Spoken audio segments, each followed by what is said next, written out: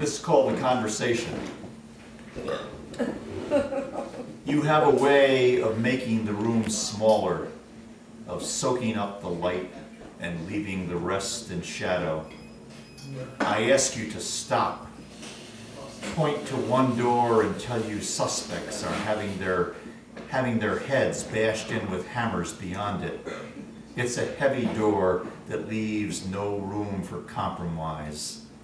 I point to another and remind you the militia is, excuse me, I point to another and remind you the militia is practicing marksmanship with various citizens this afternoon.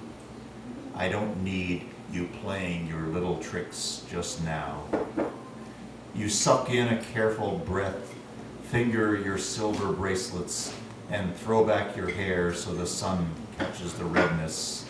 Your breasts glisten silently. I remind you I've always taken your calls at all hours. Remind you how your phone is always unhooked, unplugged, or wired to your answering machine when I call.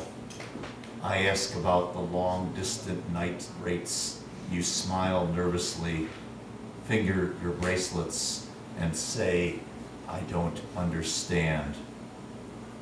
Outside, a few cracks cut the air. There's a distant thud from the next room, and the sun moves behind some clouds.